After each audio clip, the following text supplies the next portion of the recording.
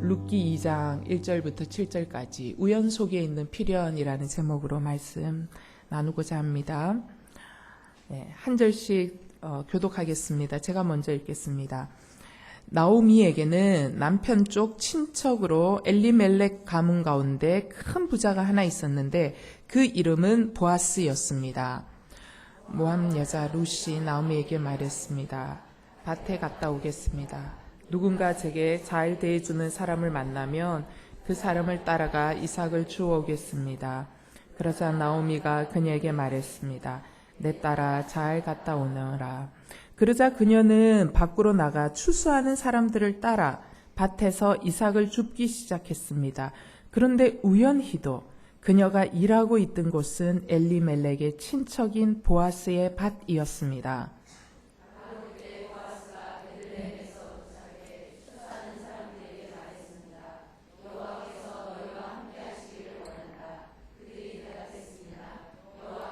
주인 어른께 복 주시기를 빕니다.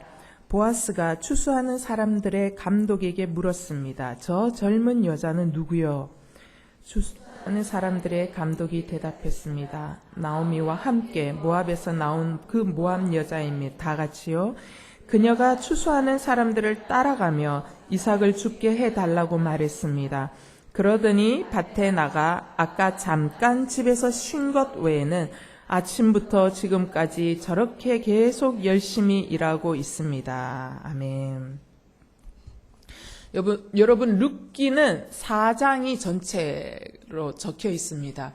4장 장수는 많지 않지만 이 각각의 장에서 룻기 안에 뽑아낼 수 있는 정말 성경적인 관점과 주제들이 얼마나 다양한지 모릅니다. 룻이 이방 여인 아닙니까? 그래서 하나님께서는 유대인이 아니라 정말 민족을 초월하여 하나님 마음에 합한 사람을 통해서 일하시는 하나님이다라는 주제를 또 우리가 뽑아서 말씀을 묵상할 수도 있고, 또 하나는 한 여인의 믿음이 구속사의 흐름 가운데서 얼마나 중요한 역할을 하고 있는가.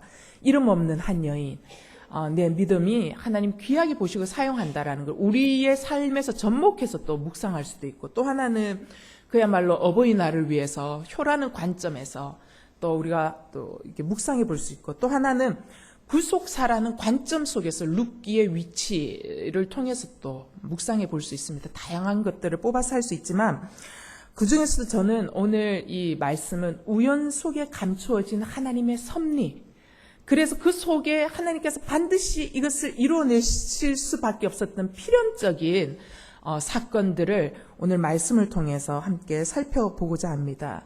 여러분, 우리가 만나는 모든 일상은 절대로 우연이 없다라는 사실을 여러분 믿으십니까?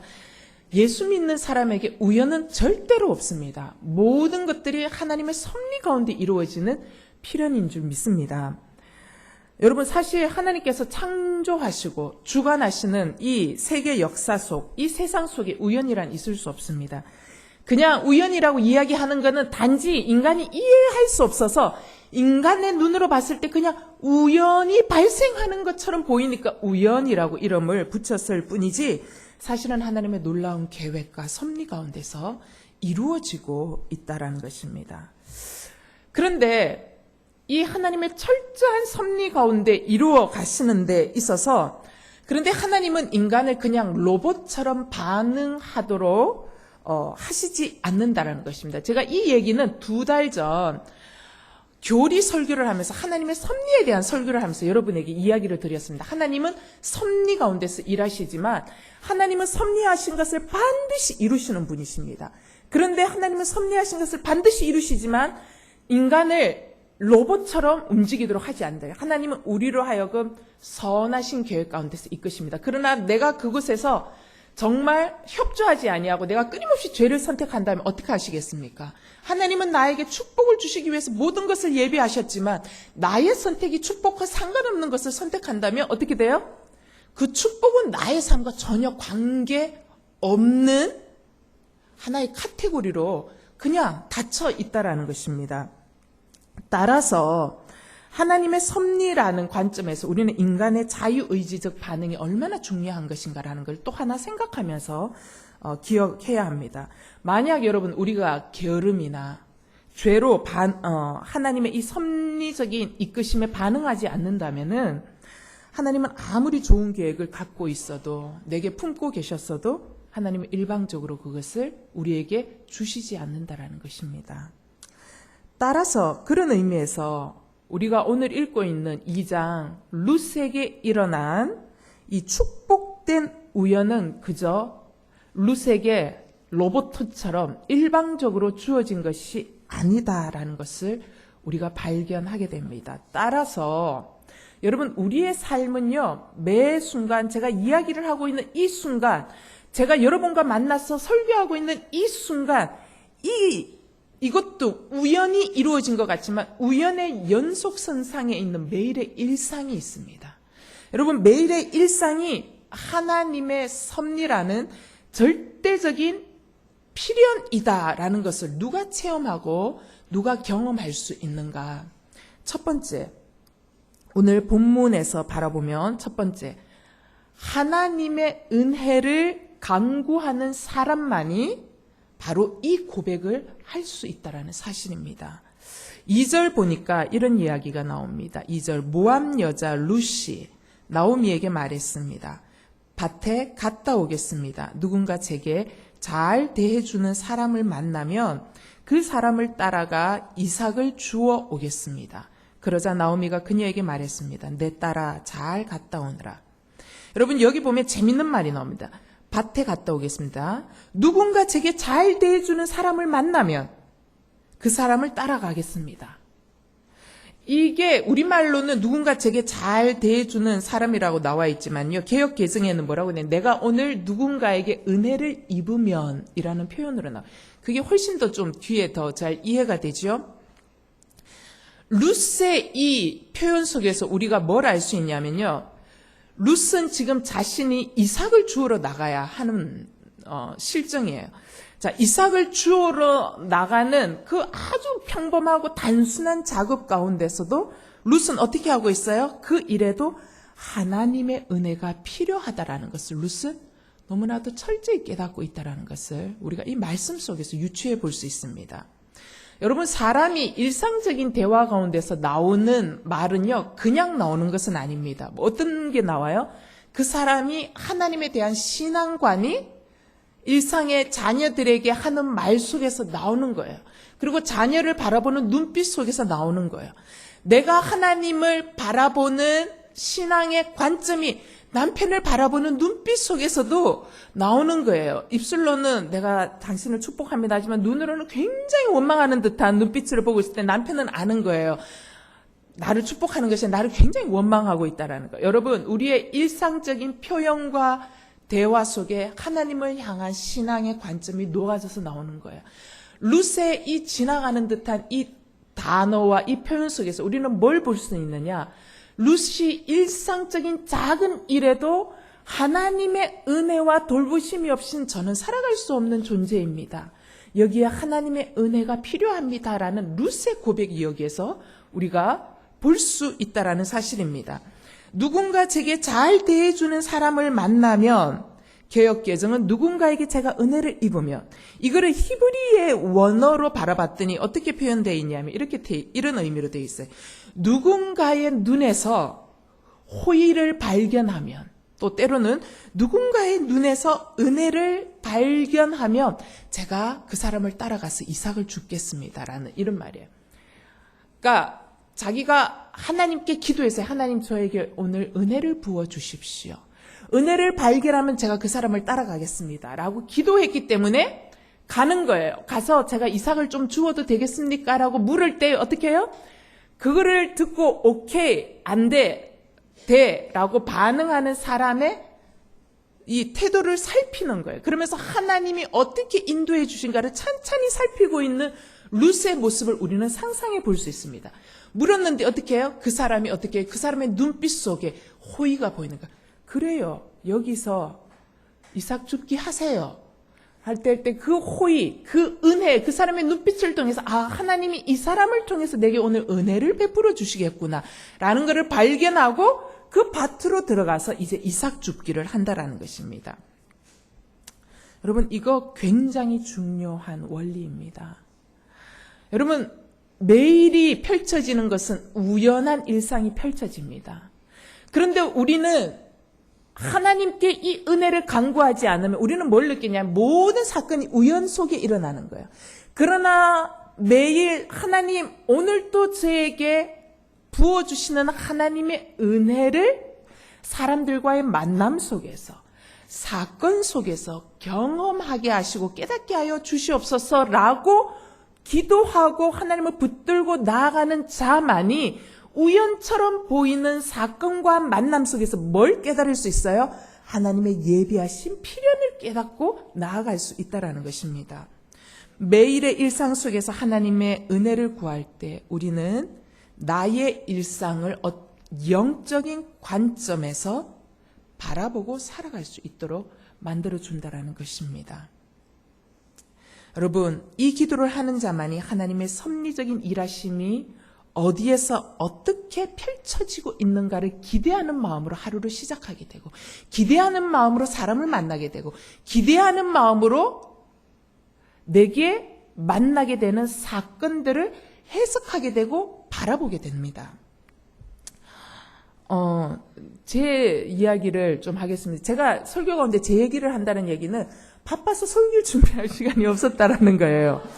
추석 때 얼마나 바빴는지 제가 오늘 새벽에 일찍 와서 말씀을 전하는데, 제가 제 얘기를 조금 하겠습니다. 말씀을 묵상하면서 결국은 큐티는 제게 적용하는 거니까.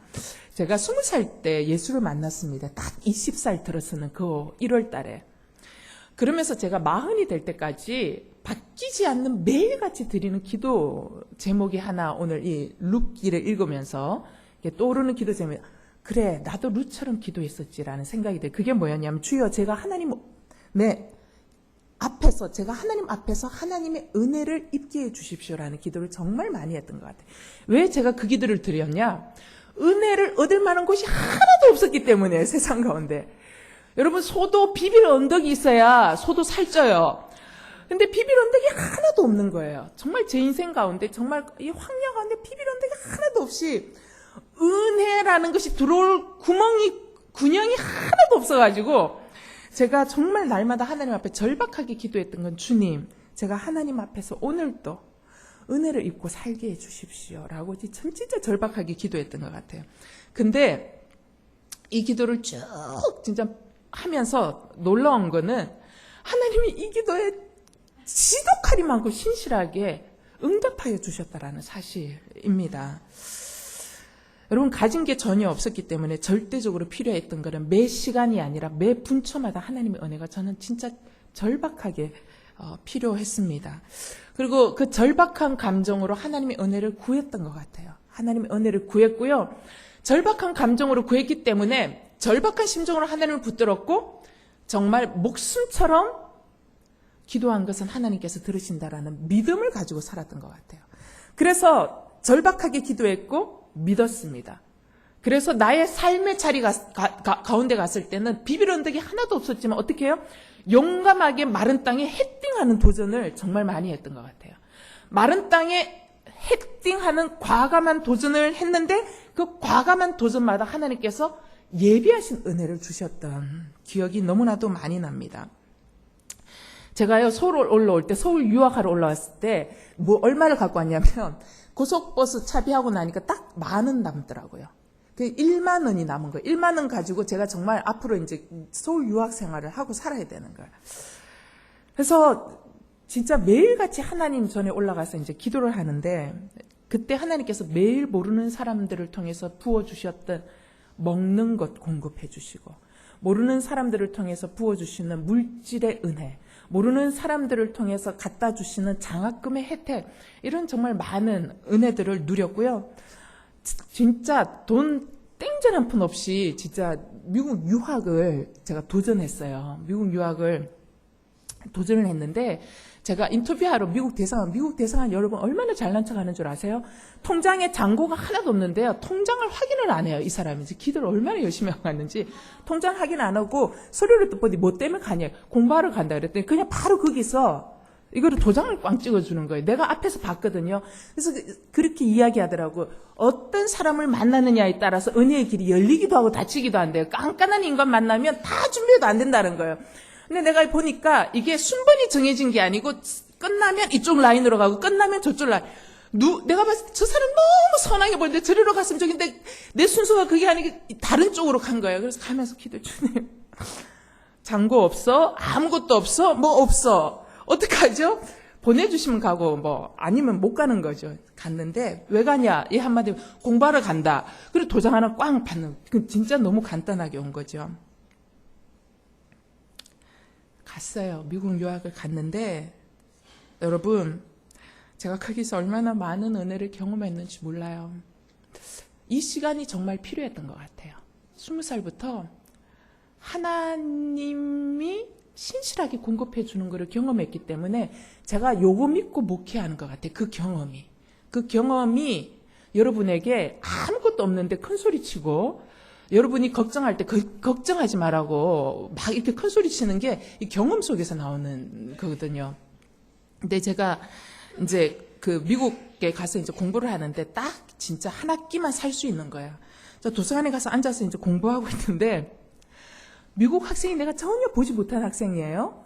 근데 딱 오더니 excuse me 하면서 이야기를 시작하더라고요. 그러면서 내가 이렇게 쳐다봤어요. 그랬더니 자기가 카페테리아에서 일을 한대요. 카페테리아에서 일하는데 자기 이번 달까지만 일하는데 너 카페테리아 와서 이거 그 뒤시 닦고 하는 거 하겠냐 하는 거예요. 그래서 내가 좋다고 나 한다고 그랬죠. 근데 내가 인터내셔널 스튜던트를 보니까 저 되게 돈 없어 보이고 되게 불쌍하게 보였나 봐요. 그러니까 이 사람이 나를 추천해야 되겠다 생각이 들었겠죠. 그러면서 자기 이번 달을 하는데 그걸 학교에다가 자기가 끝내기 전에 하면 바로 이게 연결돼서 할 수 있다고. 그래서 이제 카페테리아 알바를 하는데 그 사람이 그런 얘기, 카페테리아에서 알바하면 거기서 밥도 먹고 디시도 할 수 있다. 밥 한 끼 해결할 수 있잖아요. 그래서 그 돈 또 굳는 거예요. 이제 그런 이야기들, 그런 경험들. 또 그다음에 이제 제가 이제 학교 다닐 때 아프리카에서 많은 인터내셔널 스튜던트가 있어요. 여러분 그래도 한국은 잘 살잖아요. 근데 아프리카에서 온 사람들은 진짜 가난하거든요. 근데 그렇게 많은 인터내셔널 학생들 속에서 교수가 딱 저를 지목해가지고 방학 때 돈 땡전 한 푼 없이 기숙사를 비워줘야 기숙사비가 굳어서 그나마 지낼 수 있는 거예요. 근데 기숙사를 비우면 있을 곳이 없어서 정말 막막한 상태에서 어떻게 해야 되나. 이제 그러고 있을 때에 교수가 저를 부르더니 3개월 동안 캠프에 가면 청소년 캠프 카운셀러를 구하고 있다. 네가 캠프 카운셀러로 가겠냐. 영어 한마디 못하는 나에게 캠프 카운셀러가 누가 누구를 카운셀러 한대. 내 본인도 카운셀러가 안 되는데 미국 사람하고 대화가 연결이 자주 끊겨요. 자주 끊기고 이거 감으로 대화하고 있는 사람이 무슨 카운셀러가 가라는 거예요.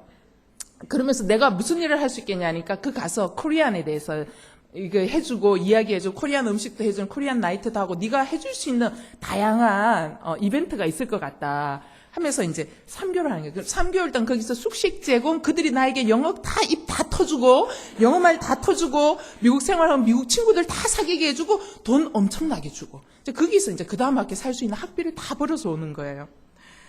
그래서 이제 캠프 카운셀러를 가서 이제 교수님이 해줘서 이제 거기에 이제 인터뷰를 또 이제 온 사람하고 이제 관계자하고 또 이제 인터뷰를 하는 거예요. 진짜 무식하면 용감하다고. 그냥 믿음으로 가는 거죠. 이제 그렇게 해서 또 이제 진행이 되고 또 어떤 일이냐면 방학 동안 캠프 카운셀러로 일할 때 그게 이제 학생들을 데리고 이제 인솔에서 오잖아요. 청소년 수련관 같은 거거든요. 아주 멋진 위스콘신 호수 곁에 진짜 멋진 곳에 캠프가 있어요. 그래서 이제 오면은 한국 그 목회자가 이제 거기서 있으니까는 미국인 목사님들이 이렇게 보더니 이번 주일날 와서 자기 교회 와서 설교를 해주시게. 그 설교를 제가 일단은 아무것도 여러분 언어가 막 상당히 부실해요. 그러나 믿음으로 예스라고 했어요. 왜냐하면 하나님이 연결해 주시는 거다라는 확신이 있었기 때문에. 여러분 설교하고 나면 설교 한 사례금을 주거든요. 가난한 여학생 그게 너무 필요했기 때문에 가겠다라고 얘기했어요. 그렇게 가면 그 다음 주에 또 설교할 길이 열리고 그 다음 주에 또 설교할 길이 그 다음 주에 또 설교할 길이에요. 그러니까 이러한 경험들을 정말 너무나도 많이 하는 거예요. 여러분 그 사람이 나를 알아서 소개하겠습니까? 우연한 사건들 속에서 우연한 만남들 속에서 하나님이 계속적으로 이어져 가시는 하나님의 절대적인 손길과 은혜를 경험하게 되었다라는 것입니다. 주님, 저에게 오늘 또 하나님 앞에서 은혜를 입게 하옵소서. 라는 이 기도가 실질적으로 삶 가운데서 어떻게 이루어져 가고 있는지를 끊임없이 경험하는 시간이었습니다. 여러분, 이 은혜를 간구했기 때문에 제가 받았던 이 과분한 사건들이 내가 잘나서 받았다라고 생각하지 않을 수 있었습니다. 이 기도를 드렸기 때문에 제게 주어지는 이 과분한 은혜들이 저는 뭐라고 느꼈냐면 우연히 운이 좋아서 들어온 것이 아니라 어떻게 해요? 하나님의 철저한 계획 속에서 아버지께서 인도하셔서 이끌어 주신 사건이라는 것을 아니까 감사도 나오고 그 다음에 뭐가 나와요? 하나님을 의뢰하는 의뢰함이 거기에서 나오게 된다라는 것입니다. 창세기 24장 12절에 이런 말씀이 있습니다. 이 기도는 아브라함의 종이 드렸던 기도예요. 이렇게 기도합니다. 창세기 24장 12절에 종은 기도했습니다. 내 주인 아브라함의 하나님 여호와여, 오늘 일이 잘 되게 해 주십시오. 내 주인 아브라함에게 자비를 베풀어 주십시오. 이 얘기는 뭐냐면 아브라함의 명령을 받아서 아브라함의 종이 아브라함의 친척이 있는 땅으로 가서 아브라함의 아들인 이삭의 아내감을 데려오도록 하라라는 아브라함의 명령을 따라가는 거예요. 명령을 따라 자기가 데려오겠습니다라고 주인에게 약속했지만 이게 하나님이 은혜를 주셔야 누구를 만나게 되는지가 자기가 알 수 있잖아요. 그러니까 그 길에 하나님의 은혜를 부어달라고 이 종이 기도합니다. 그 기도대로 어떻게 해요? 하나님이 순적하게 이삭의 아내 되는 리브가를 만나게 해주시는 장면이 창세기 24장에 나옵니다. 또 하나 느헤미야 1장 11절에 보면 느헤미야가 드렸던 기도가 있습니다. 주여, 이 종의 기도와 주의 이름을 경외하기를 기뻐하는 주의 종들의 기도에 귀를 기울이소서. 오늘 주의 종이 이 사람 앞에서 은총을 입고 잘 되게 하소서. 그때 나는 왕에게 술을 따라 올리는 사람이었습니다. 여러분, 이 느헤미야가 페르시아 왕인 아닥사스다 왕의 술 따는 관은이라는 말은 오른판이라는 거예요. 가장 신뢰할 만한 사람이라는 거거든요. 그런데 이 느헤미야가 예루살렘 성벽이 회파됐다라는 소식을 듣고는 너무 괴로워서 하나님 앞에 금식하면서 웁니다. 그러나 자기는 신하였기 때문에 갈 수가 없는 거예요. 자기 나라 땅으로. 그랬을 때 느헤미야가 기도합니다. 하나님, 주의 종인 이 사람이 사람들 앞에서 은총을 입고 잘 되게 해 주십시오라고 간구합니다. 그의 이 간구대로 어떻게 해요? 아닥사스다 왕이 느헤미야를 고향 땅으로 돌아가 성벽을 재건할 수 있도록 허락해 줄 뿐만 아니라 모든 물건까지 다 지원해 주는 놀라운 결과를 갖고 온다라는 것입니다. 여러분, 하나님의 섭리적인 인도하심은 매일 하나님의 은혜를 구하고 매일 하나님의 은혜를 구하면서 살아보지 않으면 알 수 없는 영적 비밀과도 같다라는 사실입니다. 여러분, 아브라함의 종처럼, 느헤미야처럼, 또 저처럼, 또 여러분의 삶 가운데 늘 기도하면서 하나님께서 역사해 주셨던 그 사건들처럼 오늘 나의 삶 가운데서도 하나님 저에게 은혜를 베풀어 주시옵소서라고 기도할 때에 내 삶 가운데 일어난 모든 사건은 하나님의 필연적인 손길 가운데 있다는 것을 우리 눈으로 확인할 수 있다는 것이죠. 두 번째, 우연의 연속선상에 있는 매일의 일상이 하나님의 섭리라는 절대적인 필연이 있음을 누가 체험하고 고백할 수 있는가? 두 번째는 일상을 믿음으로 살아내는 사람이 고백할 수 있습니다. 룻기 2장 3절에서 4절 보면 이런 말이 나와요. 룻기 2장 3절 4절 보면 우연히라는 말이 나와요. 우연히. 우연히도라는 말이 나오죠. 우연히라는 말하고 4절에 보면 바로 그때 보아스가 베들레헴에서 도착해. 바로 그때라는 말이 나옵니다. 굉장히 중요한 단어거든요. 여러분, 룻이 이삭 베는 사람을 따라다니면서 이삭을 주었던 밭이 우연히도 누구의 밭이에요? 자기 시아버지 엘리멜렉의 친척인 보아스의 밭인 거예요. 그런데 그 우연히 보아스의 밭에 갔는데 그 우연히 이루어진 사건 안에 또 다른 우연의 사건이 발생하는 거예요. 그 우연의 사건이 뭐냐면 바로 그때 보아스가 베들레헴 성 안에 있다가 자기 밭에 있는 추수하는 사람들에게 마침 그때 도착했다라는 거예요. 우연히 이루어졌는데 우연히 보아스가 마침 베들레헴 성 안에 있다가 안 나오다가 그때 온 거예요. 우연 속에 우연의 사건이 또다시 발생하고 있습니다. 여러분, 마치 이렇게 우연히 일어나는 우연 속에 또 다른 우연이 시간이 딱딱 맞추어져서 그저 루스에게 우리는 쉽게 흘러 들어온 것처럼 이 성경 말씀에는 보이지만 실상은 이렇게 쉽게 흘러 들어올 수 있는 사건이 아니었다라는 거예요. 왜냐하면 이 우연처럼 보이는 이 필연적 사건이 이제 하나님의 시간 속에 때가 된 거예요. 카이로스라는 하나님의 시간의 때에 뭐예요? 이 우연 속에 보이는 두 개의 사건이 딱 하고 마주친 거예요. 여러분, 하나님의 카이로스를 향해서 우연의 사건이 끊임없이 누적되어서 가고 있습니다. 우리의 일상이 누적되어서 가고 있어요. 그런데 이 카이로스의 시간이 거의 다다라서 어떻게 돼요? 우연히 이르렀고 우연히 엘리멜렉의 친척인 보아스가 자기 밭으로 온 거예요. 우연 속에 우연히 겹치는. 그러면서 인간의 눈에 우연처럼 보였던 것이 뭐예요? 턱 하고 뭐로 보여요? 하나님의 사건으로 보이는 사건이 터지는 거예요. 그게 카이로스 하나님의 때의 시간에 펼쳐지고 있는 사건이 바로 이 3절과 4절에 나타나는 사건입니다. 여러분, 이 우연처럼 보이는 사건이 하나님의 필연적인 사건이었음이 눈으로 드러나기까지 여러분, 룻은 우연처럼 보이는 고난의 시간을 견뎌와야 했어요.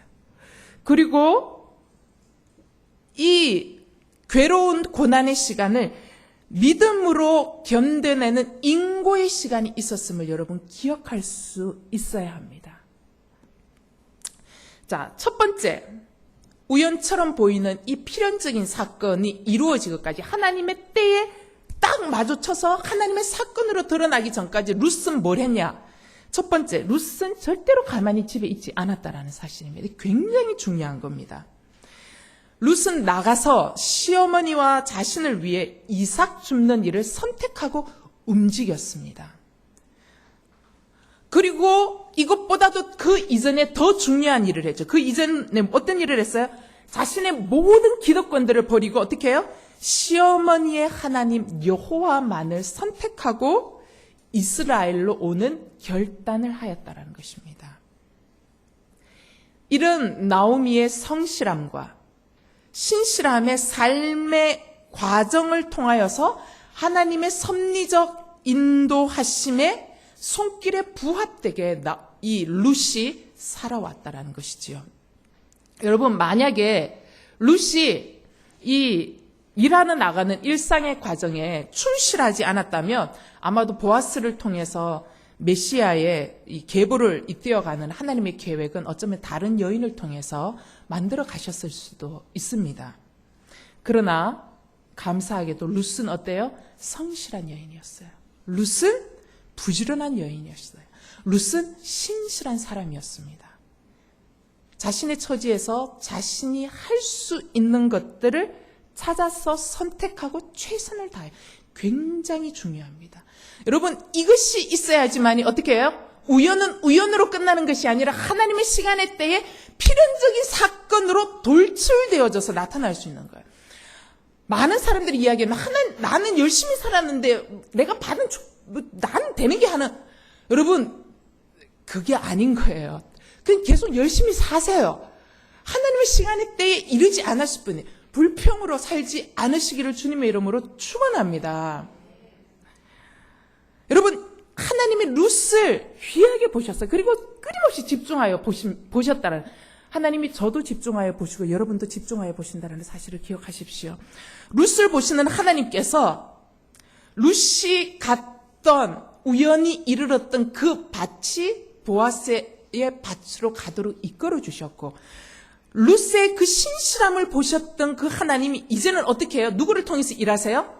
보아스를 통해서 일하시는 거예요. 그러면서 보아스가 자신의 베들레헴 성 안에만 있도록 하지 않으신 거예요. 하나님이 일을 하고 있는 거예요. 어떻게 해요? 하나님은 이 보아스를 막 마음을 흔드는 거예요. 흔드셔서 어떻게 해요? 베들레헴 성 안에 있던 보아스를 막 마음을 흔드셔서 어떻게 해요? 추수하는 자신의 밭으로 나가봐야 되겠다라는 생각이 든 거예요. 그래서 보아스가 성 안에 있다가 자신이 있는 밭으로 나온 거예요. 나와서 어떻게 돼요? 하나님께서 드디어 밭에서 룻과 첫 대면을 할 수 있는 하나님의 사건을 만들어가고 계신다라는 것입니다. 여러분, 이 모든 과정 가운데서 만약 룻이 그저 집에서 남아서 우린 가난하게 남이 가져다 주는 거나 먹고 안 주면 그냥 죽지 뭐. 여러분, 주님이 주시는 대로만 그냥 공급하여서 먹지 뭐. 나는 아무것도 안 하고 오늘 하나님 까마귀 갖다 줄래나? 나는 아무것도 안 하고 그게 믿음이 아니라는 것입니다. 그냥 남이 갖다 주는 것만 그냥 먹겠다라는 신앙으로 살아가는 것이 아니라 하나님을 믿는 신앙인의 태도에서 내가 할 수 있는 것이 무엇인가를 찾아서 나섰던 룻. 바로 이 신앙인의 삶이 바로 하나님으로 하여금 어떻게 해요? 하나님의 사건을 펼쳐서 보이는, 룻에게 펼쳐서 보이는 계기가 될 수 있었다라는 거죠. 따라서 믿는 신앙인의 삶은 어떤 삶을 살아야 되냐? 능동형 수동태의 삶을 살아야 됩니다. 여러분, 능동형 수동태의 삶. 능동형이라는 것은 뭐냐면 나의 상황 속에서 내가 할 수 있는 최선은 무엇인지를 찾아내는 겁니다. 그러면 수동태라는 것은 뭐냐? 내가 할 수 있는 것을 최선을 다해서 내 몸과 삶이 움직이되, 수동태란 최선의 행동과 성실함 속에서도 뭐를 바라는 거예요? 오늘 하나님의 은혜를 입도록 하여 달라고 절대적으로 하나님을 강하게 붙드는 기도가 있는 삶. 이것이 수동태의 삶인 것입니다. 능동형 수동태의 삶이 있을 때에 우연히 필연적인 삶으로 만들어져 가고 있다는 것을 경험할 수 있고 고백할 수 있다는 것을 기억할 수 있게 되기를 바랍니다. 따라서 여러분, 오늘도 우리 그렇게 기도할 수 있었으면 좋겠습니다. 하나님, 오늘도 저에게 은혜를 베풀어 주시옵소서. 잠언 16장 9절, 사람이 마음으로 자기의 길을 계획할지라도 그 걸음을 인도하시는 분은 여호와 하나님이시니라. 우리의 걸음을 인도하시는 하나님 앞에, 하나님, 오늘 또 하나님의 은혜를 부어 주십시오라고 맡기고 내가 할 수 있는 삶을 최선을 다하여 살아갈 수 있는, 그리하여 룻처럼 하나님의 은총을 입는 저와 여러분이 되기를 바랍니다. 세 번째, 우연의 연속선상에 있는 우리의 일상이 하나님의 섭리라는 절대적 필연이었음을 어떻게 체험하고 고백할 수 있는가? 세 번째는 내게 붙여준 사람을 소중히 여길 수 있는 사람만이 고백할 수 있다는 것입니다. 여러분, 하나님 오늘도 은혜를 입게 하여 주시옵소서라는 기도와 더불어 여러분, 우리가 매일 해야 하는 기도가 있습니다. 능동형 수동태의 삶을 사는 사람이 기도해야 되는 두 번째 기도는 뭐냐면, 하나님, 오늘도 저와 자녀와 남편에게 만남의 축복이 있게 하여 주시옵소서라는 기도를 하셔야 됩니다. 여러분, 이거는 내가 할 수 있는 게 아니에요. 이거는 하나님이 해주셔야 되는 것이기 때문입니다. 룻이 보아스의 밭에 이른 거는 절대적인 하나님 예정 가운데 이루어진 일 맞지요? 그죠? 우연 속에 하나님의 계획과 숨어있는 섭리가 있는 거예요. 여러분, 이건 룻에게만 해당되는 거 아닙니다. 우리에게도 동일합니다. 따라서 여러분, 내가 지금 만나는 사람은 우리는 우연히 만났다라고 절대로 할 수 없습니다. 여러분, 내가 있는 자리도 우연히 있게 된 자리일까? 절대로 그렇지 않다라는 것입니다. 여러분, 내가 속해 있는 순위, 그냥 교회에서 찝어다 주는 대로 그냥 들어간 건가? 아니라는 거. 여기에 하나님의 놀라운 섭리적인 손길이 있다라는 것을 기억할 수 있게 되기를 바랍니다. 여러분, 죄송하지만 저와 여러분의 만남도 우연히 이루어진 것이 아닙니다. 하나님의 계획과 섭리 속에 저와 여러분이 지금 이 시간에 만나서 말씀을 나누고 듣고 있는 줄로 믿습니다. 그러므로 만남은요, 굉장히 중요합니다. 하나님의 섭리 속에 이루어진 만남이기 때문입니다. 제가 또 저의 이야기를 하나 할게요. 예. 물 조금만 마실게요. 사람들이 제게 자꾸 묻는 질문 중에 하나가 있어요. 목사님은 어떻게 온누리교회 오시게 되셨어요? 그렇게 궁금한가 봐요. 제가 그 얘기를 하면 마치 루시 보아스를 만난 것 같은 그런 기가 막힌 은혜가 있습니다. 제가 미국에 있을 때 공부할 때 주일에는 한인교회에 가서 사역을 했습니다. 제가 청소년 사역을 했거든요. 청소년 사역을 할 때 그때 주립대학에 박사학위 하러 온 여자분이 한 분 계셨어요. 그분은 이제 그 교회 교사로 있고 이제 성도로 있었어요. 그러니까 전도사와 성도로 만난 사이였습니다. 이제 이분은 어렸을 때부터 늘 피아노, 그 다음에 예원 중학교, 그 다음에 고등학교, 그 다음에 서울대 피아노과 이렇게 나오고 이제 미국에 와서 석사와 박사를 이제 다 하고 있는 이제 과정 가운데 있었습니다. 근데 이제 성도와 교역자로 만나서 친구가 되었어요. 친구가 되고 또 서로를 위해서 기도해주는 친구가 이제 되었고, 저는 이제 한국에 와서 이제 주님 일을 좀 해볼까 할 때 둘째 아이가 이제 생기는 바람에 집에서 아이를 낳고 아이를 양육해야 되겠다라는 생각으로 제 마음의 결정을 내렸어요. 그래서 우리 아이가 클 때까지, 그리고 하나님이 다시 나를 부르는 어느 정도 때가 되면 하나님 나를 부르실 것이다라는 생각은 있었습니다. 그래서 이제 사역하지 않고 이제 기다리고 있었고, 그 사람은 박사학위를 다 받고 한국으로 들어와서 각 전국에 있는 대학교에다가 교수직을 다 어플라이를 하고 있을 때였어요. 그러면서 이제 계속 자기가 어느 대학에 어플라이했다, 어느 대학에 어플라이했다 하면서, 그때는 이제 핸드폰이 없던 시절이라 계속 이제 전화 통화, 집 전화로 이제 하면서 서로 주고받을 때, 그래서 기도해 달라라고 이야기하고, 대학교에 또 인터뷰 갈 때도 되게 이제 오전에 기도 요청을 하고 가면 제가 이제 기도하고 이제 그러는 사이였죠. 근데 그분이 모든 대학교를 다 냈지만 안 된 거예요. 보니까 대학교는 어느 정도 내정된 사람이 있더군요. 근데 그분이 어디로 가게 됐냐면, 이분은 전혀 자신의 계획과 상관없이 어디로 장신대 교수로 가게 됐어요. 그러니까 장신대 이제 교회 음악과 교수로 있습니다. 근데 이제 신학교 교수로 이제 가게 된 거죠. 그러면서 이제 그 장신대에 냈다 이제 이야기를 하면서 기도를 해달라고 이야기를 하더라고요. 그래서 계속 기도를 하고 있었습니다. 그리고 이제 인터뷰 날짜, 그다음에 그때도 기도하고 이제 하고 냈는데 장신대 교수가 됐다라고 이야기를 하는 거예요. 그래서 너무 기뻤어요. 축하해줬어요. 그래서 너무 잘 됐다고. 그래서 이 사람도 기도의 사람이라. 그래서 정말 기도하면서 하나님이 여시는 길을 따라서 갔기 때문에 이제 간 거죠. 근데 이따가 이분이 한국 와서 어느 교회로 등록을 했냐, 온누리 교회로 등록을 한 거예요. 온누리 교회로 등록을 하면서 청년부 멘토로 계셨어요. 그 청년부 멘토로 있다가 옛날에 계셨던 그 열목사님이라고 계셔요. 그분에게 이제 정말 괜찮은 여자가 한 분인데, 그분에게 괜찮은 사람이었죠. 이렇게 이제 괜찮은 여자 한 사람이 집에서 놀고 있다, 애만 키우고 있다.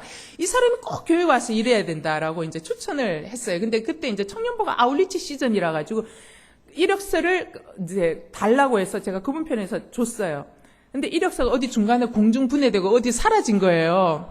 그러면서 이제 이분이 이제 나를 이제 교회에다가 소개했는데, 이력서가 이제 사라지고 나서 이제 목사님들 물었는데 이력서가 사라지고 없다라고 이제 이야기를 듣고, 이분이 이제 너무 속상해서 이제 장신대에 계신 교수님하고 이제 속상한 마음에 막 대화하다가 그 교수님이 이렇게 듣고 있다가, 그래요? 그럼 그분 한번 만나게 해주세요. 그래서 그분이 제게 전화가 왔어요. 다른 교수님이. 난 그분을 만난 적이 없어요. 단 한 번도 본 적이 없고 처음 듣는 이름이에요. 그래서 갔더니 그분이 제게 이제 식사를 대접을 하면서, 내가 대접해야 되는데 그분이 식사를 대접하면서 이력서를 달라는 거예요. 그래서 제가 드렸어요. 드리면서 그분이 하는 말, 제가 오늘 교회 제가 굉장히 잘 압니다. 제가 한 목사님하고도 너무 친분이 있습니다 하면서 이제 저를 이제 소개를 하겠다라고 하더라고요. 그러고 나서 이력서를 들고 나서 한 2주쯤에 오늘 교회에서 전화가 왔어요. 오시라고, 이제 인터뷰를 좀 하자고. 그렇게 해서 이제 들어오게 된 거죠. 제가 이제 이 얘기를 하는 이유는 뭐냐면, 우연한 만남이었지만 그 우연한 만남 속에서 기도 가운데서 만났고 서로를 위해서 중보해주는 사이로 만났는데, 이 사람이 그냥 한국 와서 저는 자녀를 갖게 되고 이 자녀 양육을 하면서 끊임없이 기도했던 건 뭐냐면 하나님이 부르시는 때에 제가 가서 일하겠습니다. 그때가 내가 다시 일할 때인 줄 알겠습니다. 그러나 그 사이에는 저는 자녀 양육만 하겠습니다. 이 아이와 함께 있는 시간이 너무 중요하기 때문에 저는 그렇게만 하겠습니다라고 계속 기도하면서 이력서를 내지는 않았어요. 이쪽 저쪽에다가. 그러나 하나님이 부르심이 반드시 올 것이라는 확신이 있었어요. 왜? 내가 이 길을 가고자 했던 거는 내가 원해서 온 길이 아니라 하나님이 내게 소명을 부으시고 나를 부르셔서 내가 이 길로 왔기 때문에 쉬고 있지만 반드시 하나님이 나를 부르실 것이다라는 확신이 있었습니다. 그런데 그때가 이때로 맞닿아 있었던 것이죠. 여러분, 미국에서 우연히 만났던 한 사람을 통해서 엮어가시는 하나님의 손길이 너무 재밌지 않습니까? 저는 이러한 만남이 저에게만 있다고 생각하지 않습니다. 여러분들에게도 동일하게 하나님께서는 지금 또 만들어가고 계시다라고 저는 믿습니다. 따라서 여러분, 오늘 여러분이 만나고 있는 옆 사람 한번 보십시오. 옆 사람이 여러분의 10년과 20년 뒤를 준비하기 위해 하나님께서 주신 축복된 만남인 줄 믿으시기 바랍니다. 네, 저 결코 우연이 없다라는 것입니다. 여러분, 보아스와 룻, 이 두 사람 각각을 성경 속에서 바라보면 이 두 사람은요, 사람들과의 만남을 굉장히 소중하게 여겼던 사람이다라는 것을 우리가 알 수가 있어요. 먼저 보아스를 한번 볼게요. 보아스는 어떤 사람이냐면요, 아랫사람을 굉장히 소중히 여기는 사람이었어요. 4절 보니까 이런 말씀이 나옵니다. 바로 그때 보아스가 베들레헴에서 도착해 추수하는 사람들에게 말했습니다. 여호와께서 너희와 함께 하시기를 원한다. 그들이 대답했습니다. 여호와께서 주인 어른께 복 주시기를 빕니다. 여러분, 여기에서 특별히 주목해야 할 단어가 있습니다. 여호와께서 너희와 함께 하시기를 원한다. 우리는 그냥 그런가 보다, 일상적인 대화인가 보다, 인사말인가 보다 하는데 그렇지 않습니다. 이 표현은요, 동등한 관계에 있는 사람이 주고받는 인사말이거나 아니면 내가 위에 있는 상사에게 하는 인사말이라는 것입니다. 그런데 이 인사말을 지금 보아스는 누구에게 하고 있어요? 하인들에게 하고 있습니다. 하인들에게 뭐라고 표현해요? 여호와께서 너희와 함께 하시기를 원한다라고 이야기를 하고 있는 거예요. 이 말은 뭐예요? 보아스가 자기 아래에 있는 하인들을 어떤 사람으로 대화하고 있어요? 하인이 아니라 동등한 인격체로 소중히 여기고 있다라는 것을 보여주는 대목입니다. 저는 아마도 보아스의 이러한 인품이 어디에서 나왔을까? 저는 그의 슬픈 과거에서 나왔을 거라는 생각이 들어요. 왜? 보아스의 엄마가 기생 라합이거든요. 여러분, 기생 라합은요, 사회의 하층민 중에 엄청난 하층민입니다. 근데 그 기생 라합이 믿음으로 하나님을 고백하고 믿음으로 하나님을 받았고 그 믿음 가운데 하나님께서 축복하셔서 이스라엘 정탐꾼과 결혼하고 그리고 보아스가 태어나게 됩니다. 그러면서 이 가정 가운데 축복이 주셔서 보아스가 어떻게 돼요? 부요한 자가 되게 됩니다. 아마도 이 자신의 어머니를 통해서 몸소 이 하층민의 서러움을 체득해 온 게 아닌가 싶어요. 근데 여러분이 읽었던 1절 말씀에 보면 뭐라고 표현되어 있냐면 부자라고 표현되어 있거든요. 우리말 성경에는 엘리멜렉 가문 가운데 큰 부자가 하나 있었는데 라는데 이게 개역개정에는 유력한 자라고 되어 있거든요. 이 유력한 자라는 이 단어가 히브리어 단어의 뜻으로는 어떤 거냐면 물질적으로 돈이 많거나 권세가 많은 것만을 표현하지 않습니다. 물질적으로 돈이 많고 또한 세상적으로도 권세가 많은 것뿐만이 아니라 여기에는 반드시 포함되어야 되는 게 뭐냐면 인격적인 부분에 매우 아름다운 부분을 갖고 있는 자에게만 이 단어를 사용한다. 유력한 자라는 단어를 사용한다라는. 보아스가 얼마나 인격적으로 훌륭한 사람이었는지를 보여주고 있습니다. 따라서 보아스는요, 아랫사람을 굉장히 소중하게 여기고 아랫사람과의 만남을 귀하게 여기는 사람이었다라는 거고요. 두 번째, 그가 아랫사람과의 만남을 얼마나 귀하게 여겼냐면 자신의 밭에서 이삭을 줍는 사람들에게까지도 관심을 갖습니다. 보세요. 이삭 줍는 사람 중에 자신이 처음 보는 여성이 있길래 저 여자는 누구냐라고 자기 하인에게 묻지 않습니까? 여러분, 그 이전에도 추수하는 밑에서 이 떨어진 이삭을 줍는 사람을 면밀히 살펴왔다라는 것을 보고 볼 수 있습니다. 면밀히 살펴왔기 때니까 새로운 얼굴이 와서 주우니까 그 얼굴도 알아볼 수 있는 거예요. 밑에서 이삭 줍는 사람들에게 거들떠도 보지 않는 인생이었으면 그 얼굴이 누군지 새로운 사람인지 전혀 알지 못하는, 이 얘기는 뭐냐면 가장 인생의 밑바닥에 있는 사람들을 주의하여 살피고 보살피는 그 면밀함이 보아스에게 있었다라는 것을 우리가 추측해 볼 수 있습니다. 그리고 세 번째, 룻에 대해서 이야기하는 자신의 하인의 보고를 그냥 넘기지 않고 소중히 받습니다. 여기 보면은 하인이 뭐라고 얘기하냐, 저 여자는 모압 여자인데요, 추수하는 사람들 따라서 이삭 죽게 해달라고 말해서 제가 허락했어요. 근데 아침부터 와서 열심히 일합니다 라고 자신의 하인이 보고하는 거예요.